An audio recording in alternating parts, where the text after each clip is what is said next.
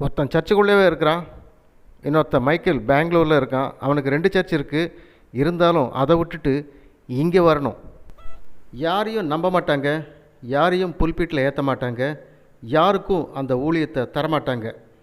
இந்த அண்ணன் தம்பிங்க 3 பேருமே மாற்றி மாற்றி மாற்றி பிரசங்கம் பண்ணி இவங்களே ஆண்டு அனுபவிச்சுட்டு இருக்காங்க. எந்த பாஸ்டர்கிட்டையும் ஒப்படைக்க மாட்டாங்க, எந்த அசிஸ்டண்ட் பாஸ்டரையும் நம்ப மாட்டாங்க, யாரையும் அந்த அளவுக்கு வளரவும் விட மாட்டாங்க. 15 நாள் தொடர்ந்து நாடு விட்டு நாடு போனாலும் இந்த புல்பிட் மட்டும் யாரையும் நம்பி விட்டுட்டு போக மாட்டாங்க. அப்படின்னா கர்த்தர் இவங்க 3 பேருக்கு மட்டும் பட்டா எழுதி கொடுத்துட்டாரா? இவங்க குடும்பத்துக்கு சொத்தாக்கிட்டாரா? இவங்களை விட யோகியமானவங்க இனிமேல் உலகத்தில் யாருமே இல்லையா? வாங்க உண்மை நிலையை தெரிஞ்சுக்கலாம்.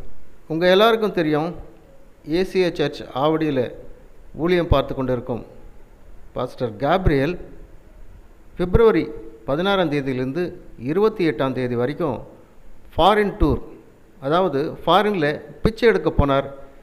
ஏன்னா இங்கே கட்டிக்கிட்டு இருக்கிற சர்ச்சுக்கு பணம் பத்தலை, இங்கே இருக்கிற லோக்கல்ஸ் கிட்ட பிடுங்கினது பத்தலை அப்படின்னு சொல்லி ஒரு சண்டேக்கு 4 சர்வீஸு, ஈவினிங்கோடு சேர்த்து 5 சர்வீஸு, இப்படி 2 வாரம், நடுவில் ஒரு பைபிள் ஸ்டடி.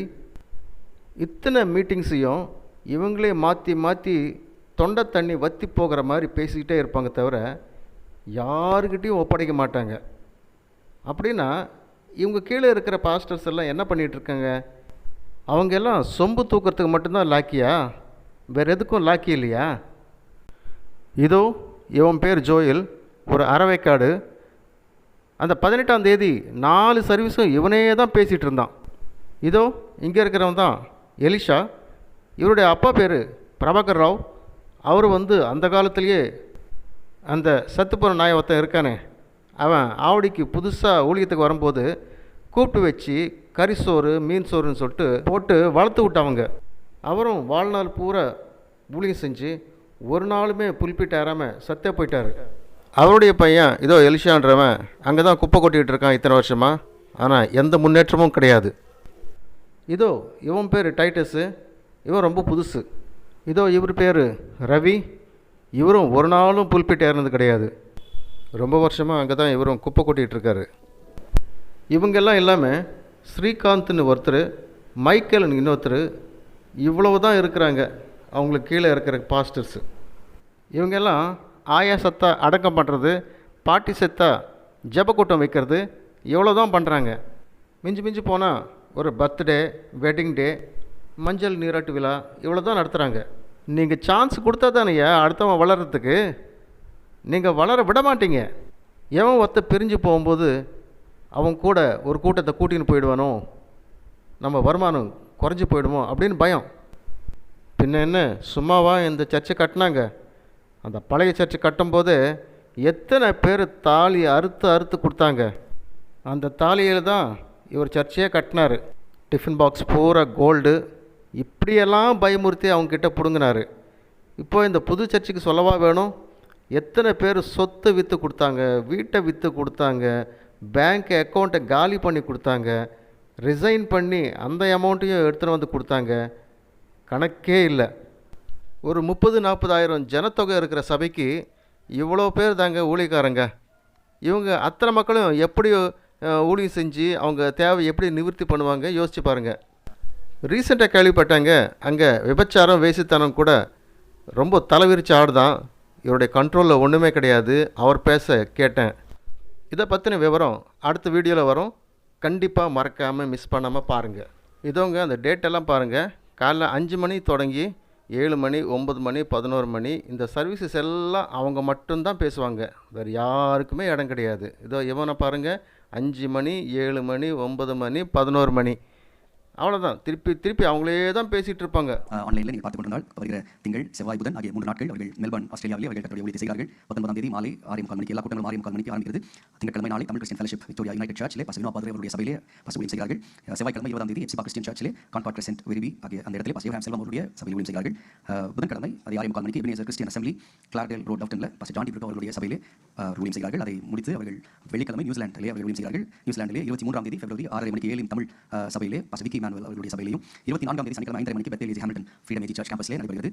25ஆம் தேதி காலை 8 மணிக்கு ஒட்டாஹூ கம்யூனிட்டி பேப்டிஸ்ட் சர்ச்சிலே பாஸ்டர் தாஸ் அவருடைய சபையிலே ஊழியம் செய்கிறார்கள். 25ஆம் தேதி ஞாயிற்றுக்கிழமை 10 மணி அளவிலே பெத்தேல் ஏவோஜி பாஸ்டர் பெனுராஜ் அவருடைய சபையிலே ஊழியம் செய்கிறார்கள். இந்த காரியங்களுக்காக நீங்கள் ஜெபித்துக் கொள்ளுங்கள். திரும்ப வருகிற வேலையிலே சிங்கப்பூரிலே 27ஆம் தேதி செவ்வாய்க்கிழமை சூலை கம்யூனிட்டி சர்ச் அதிலே டேவிட் அண்ட் ஷீபா அவர்களுடைய ஃபெலோஷிப்பில் ஊழியம் செய்கிறார்கள். 28ஆம் தேதி 7 மணிக்கு ஒரு விசேஷ கூடுகையிலே pastor Jegan pastor John Brito trade hub சிங்கப்பூரிலே ஊழியம் செய்கிறார்கள். நீங்கள் வெளிநாடுகளிலிருந்து ஆஸ்திரேலியா நியூசிலாந்து சிங்கப்பூரிலிருந்து நீங்கள் பார்த்துக் கொண்டிருந்தால் மேலும் விவரங்களுக்கு நம்ம சபையுடைய வாட்ஸ்அப் நம்பரை தொடர்பு கொள்ளும்படியாய் தாழ்மை கேட்டுக்கொள்கிறோம். கர்த்தருடைய ஆசீர்வாதம். இத்தனை ஆயிரம் மக்களை ஒரே இடத்துல கூச்சி வச்சுருந்தா யார்கிட்ட தான் பேசுவாங்க, யாருக்கு தான் கண்ணீரை துடைப்பாங்க, யாருக்கு தான் ஆறுதல் சொல்லுவாங்க? யோசிச்சு பாருங்கள். இதெல்லாம் நடைமுறைக்கு ஒத்து வர்றதே கிடையாது. இப்போ பாருங்களேன், அந்த இடம் வந்து ஒரு விபச்சார கூடமாயிடுச்சு. இனிமே தான் இருக்குது, அவ்வளோதான். ஏசியே அழிவு வந்துச்சு. ஏசிவின் அழிவு காலம் ஆரம்பமாயிடுச்சு. இந்த அரவைக்காடு என்ன தான் பிரசங்கம் பண்ணுறான்னு பார்க்கலாம் வாங்க. 1 பேதுரு 1ஆம் அதிகாரம் 7ஆம் வசனம். அழிந்து போகிற பொன் அக்கினினாலே சோதிக்கப்படும், அதை பார்க்கிலும் அதிக விலையேற பெற்றதாக இருக்கிற உங்கள் விசுவாசம் சோதிக்கப்பட்டு இயேசு கிறிஸ்து வெளிப்படும் போது உங்களுக்கு புகழ்ச்சியும் கனமும் மகிமையும் உண்டாக காணப்படும். அதிக விலையேற பெற்றதாக இருக்கிற உங்கள் விசுவாசம் சோதிக்கப்பட்டு. பாருங்க, எல்லாரும் கவனமாக பாருங்க.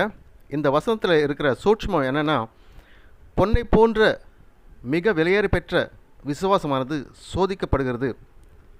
எத்தனை காலம், எத்தனை மாதங்கள், எத்தனை வருடங்கள்? நான் கேட்குறேன். இந்த ஒரு வசனத்தை காட்டிட்டு உங்களை வாழ்நாள் பூரா முட்டாளாக்கி வச்சுருவாங்க. கர்த்தர் உங்களை சோதிக்கிறாரு. நீங்கள் வாழ்நாள் பூரா கீழ்ப்படிஞ்சே இருங்க, அவ்வளோதான். வாழ்நாள் பூரா உங்களை ஏமாற்றிக்கிட்டே இருப்பாங்க. அதே போல நம்முடைய விசுவாசமும் விலையேற பெற்றதாய் மாற வேண்டும் என்றால் அந்த விசுவாசம் சோதிக்கப்பட வேண்டும். Our faith has to be tested for it to become valuable. சோதிக்கப்படாத ஒரு விசுவாசத்துக்கு விலை இல்லை என்பதை மறந்துவிடக்கூடாது. நம்ம இன்னைக்கு ஆண்டவரை கேட்கிறோம், ஆண்டவரே என் விசுவாசம் பெருகணும், என் விசுவாசத்தில் நான் வளரணும், என் விசுவாசம் விலையேற பெற்றதா இருக்கணும் அப்படின்னா அந்த விசுவாசம் சோதிக்கப்படாமல் விலை உள்ளதாய் மாறவே முடியாது. இப்படிதாங்க ஒருத்தன், பத்சேபாலின் கணவன், அவன் பேர் உரியா, ரொம்ப ராஜா கிட்ட விசுவாசமாக இருந்தான். ராஜபக்தி, தெய்வ பக்தி. அவனுடைய பேரை வந்து பரிசுத்த வேதாகமத்தில் எழுதப்பட்டிருக்குன்னா அவன் எவ்வளவு பெரிய ஒரு நீதிமான், பரிசுத்தவான் யோசிச்சு பாருங்க. ஆனால் அவனுக்கு நடந்த கொடுமை என்ன?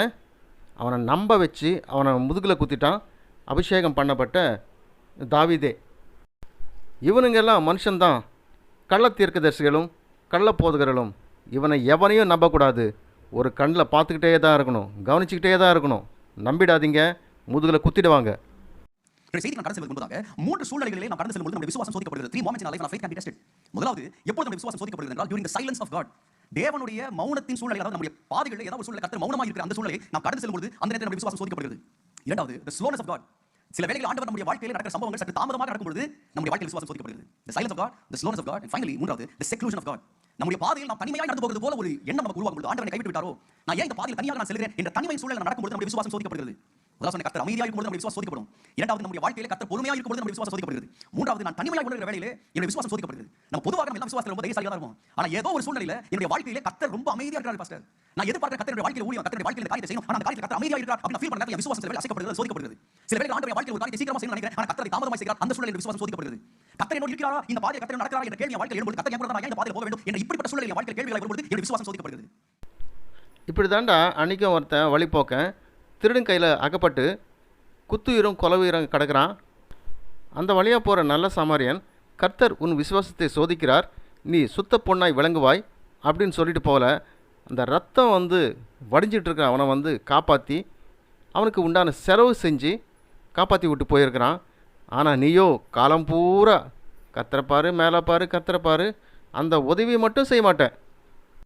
இவ்வளவு ஆக்ரோஷமாக, இவ்வளவு தீவிரமாக செயல்பட்ட தேவன், அவருடைய பிறப்பு இவ்வளவு பெரிய வரவேற்பை கொடுத்த தேவன், பயங்கரமான அறிமுகம் செய்த தேவன், திடீரென்று பார்த்தால் ஒரு பெரிய மௌனத்துக்கு நேராக நாம் கடந்து செல்வதை பார்க்கலாம். அடுத்த முறை வானம் திறக்கப்பட்டு தேவன் எப்பொழுது பேசுவார் என்றால் இயேசு 30 வயசு ஆனவர் தான்.